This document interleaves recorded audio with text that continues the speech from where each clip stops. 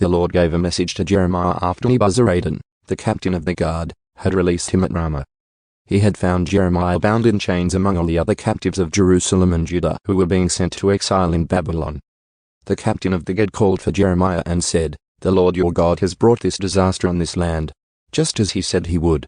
For these people have sinned against the Lord and disobeyed him. That is why it happened. But I am going to take off your chains and let you go. If you want to come with me to Babylon, you are welcome. I will see that you are well cared for. But if you don't want to come, you may stay here. The whole land is before you, go wherever you like. If you decide to stay, then return to Gedaliah son of Ahikam and grandson of Shaphan. He has been appointed governor of Judah by the king of Babylon. Stay there with the people he rules. But it's up to you. Go wherever you like." Then Nebuzaradan, the captain of the guard, gave Jeremiah some food and money and let him go. So Jeremiah returned to Gedaliah son of Ahikam at Mizpah, and he lived in Judah with the few who were still left in the land. Gedaliah governs in Judah. The leaders of the Judean military groups in the countryside heard that the king of Babylon had appointed Gedaliah son of Ahikam as governor over the poor people who were left behind in Judah, the men, women, and children who hadn't been exiled to Babylon. So they went to see Gedaliah at Mizpah.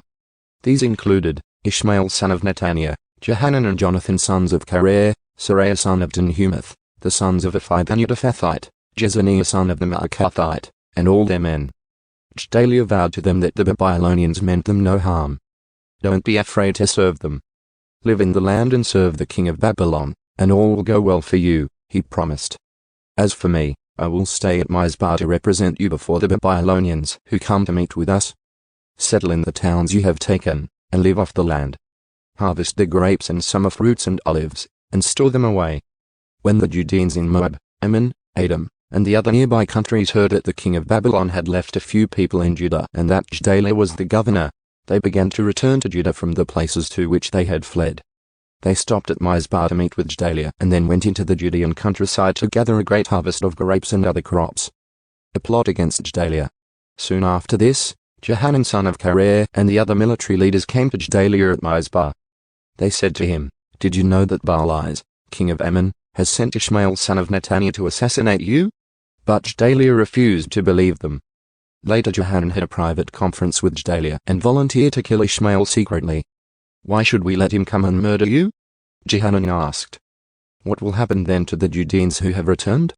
Why should the few of us who are still left be scattered and lost?"